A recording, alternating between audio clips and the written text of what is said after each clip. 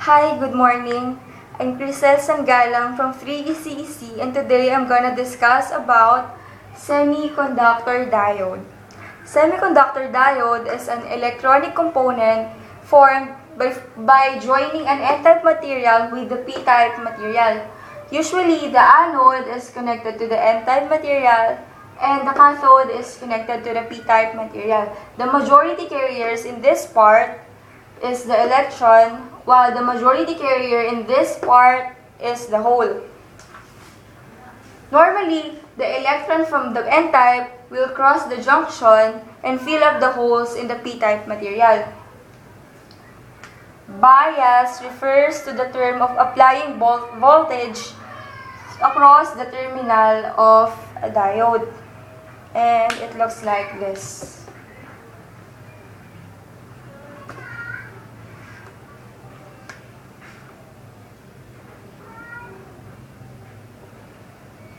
In this connection, the anode is connected to the positive terminal of the battery, while the cathode is connected to the negative terminal of the battery.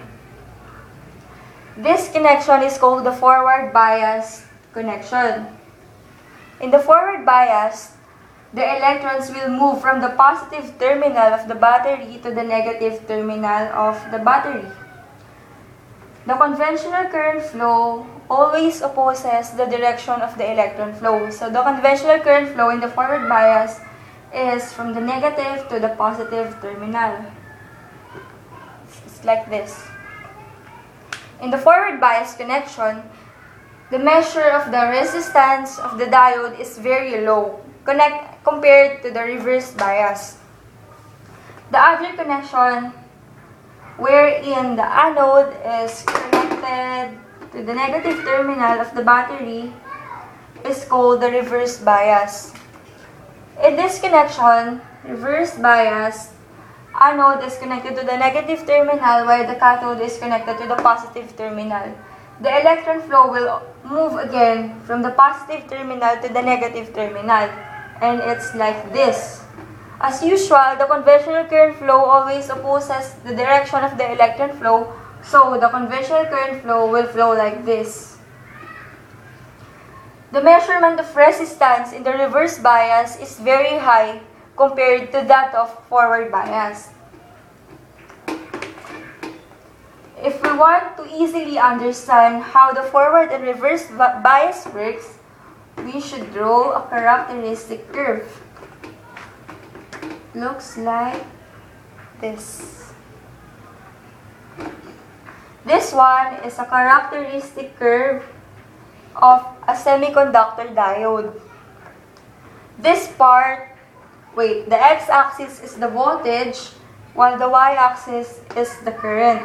This part is the forward bias, while this part is the reverse bias.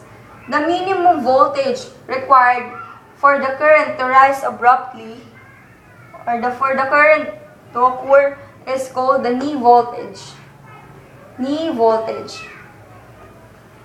Sometimes the knee voltage is also called the threshold voltage. The knee voltage for germanium is 0.2, while in silicon it's 0.7, and in gallium arsenide it's 1.2 volts. There is a significant current flow since it's going up, and it's obvious, right? While in the reverse bias,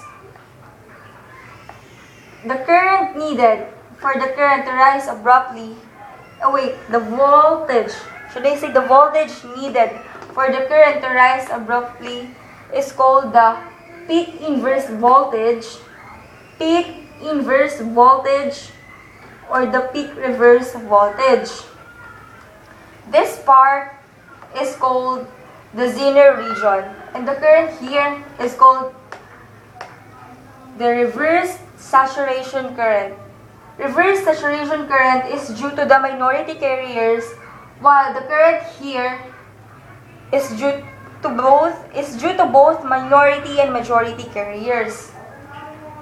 See, it's easier if you will draw a characteristic curve to distinguish whether it's forward bias or reverse bias.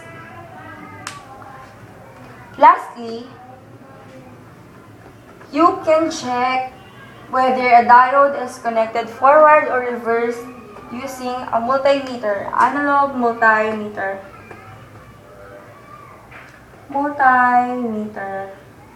As I said a while ago, if it is in forward bias, the resistance should be low, while in the reverse bias, it should have a positive or very high resistance.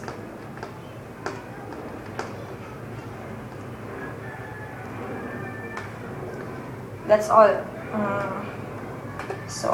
I hope you learned about semiconductor diode, and I'm sorry if I'm so fast or so slow. And that's all. Thank you.